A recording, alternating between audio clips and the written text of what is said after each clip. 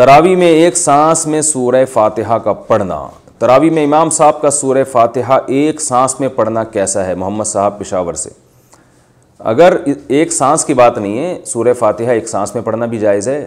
سوال یہ ہونا چاہیے بہت تیز اسپیڈ میں پڑھنا کیسا ہے؟ اگر اسپیڈ اتنی ہے کہ سمجھ میں نہیں آ رہا، کہ الفاظ ہی پورے واضح نہیں ہو رہے، تو پھر تو ناجائز ہے، اور اگر الفاظ واضح ہو رہے ہیں، کہ ایک لفظ سمجھ میں آ رہا ہے، تو پھر جائز ہے، لیکن بہتر نہیں ہے۔ اعتکاف میں کیا کام کرنے چاہیے؟ معتکف کو کیا کام کرنے چاہیے اور کن کاموں سے بچنا چاہیے؟ بنت عبد الجبار انڈیا سے۔ پہلی بات تو ان کاموں سے بچنا چاہیے جس سے اعتکاف ٹوٹ جاتا ہے۔ اعتکاف میں لوگ بلا وجہ مسجد سے کے صحن سے باہر نکل جاتے ہیں، واش روم میں جاتے ہیں تو واش روم سے باہر آ کے کسی سے گپ شپ لگانا شروع کر دیتے ہیں۔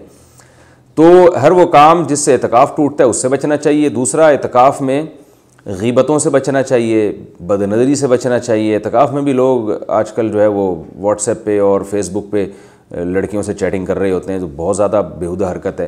اور جو ہے غیبت سے بچیں آپ، اور اس میں جو ہے کہ بد نظری سے بچیں آپ۔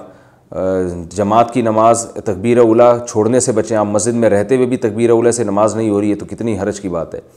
باقی یہ کہ اپنے شیڈول کو اعتکاف میں متعین کرنا چاہیے، کہ پہلے سے یہ فیصلہ کر لینا چاہیے میں نے یہ 10 دن کیسے گزارنے ہیں، تو اس میں کتنی تسبیحات پڑھنی ہے، کتنی تلاوت کرنی ہے، اور کیا کیا سیکھنا ہے۔ یہ سب شیڈول پہلے سے ہوگا تو آپ کا اعتکاف میں ٹائم ویسٹ نہیں ہوگا۔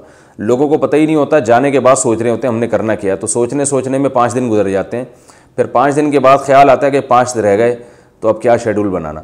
تو اس لیے پہلے سے اعتکاف میں بیٹھنے سے پہلے اپنی ترتیب بنائے، وہ ترتیب اتنی مشکل نہ ہو کہ اس پر عمل ہی نہ ہو سکے۔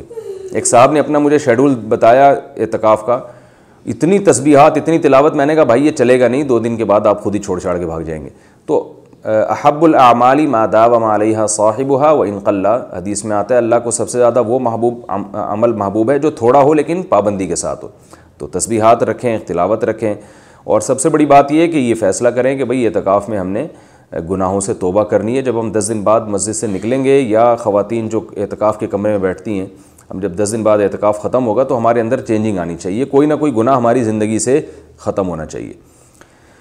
نسوار سے روزے کا حکم، کیا نسوار سے روزہ ٹوٹتا ہے یا نہیں؟ محسن ایبٹ عباس سے۔ نسوار جب آپ رکھیں گے تو ذرا سبھی اگر اس کا ذائقہ حلق میں چلا گیا تو روزہ ٹوٹ جائے گا۔ اس لیے علماء کہتے ہیں کہ حلق میں ذائقہ چلا گیا تو بہرحال روزہ ٹوٹ گیا، ذائقہ نہیں گیا تو چونکہ خطرہ بہرحال ہوتا ہے اس لیے مکروہ ہے، ناپسندیدہ ہے۔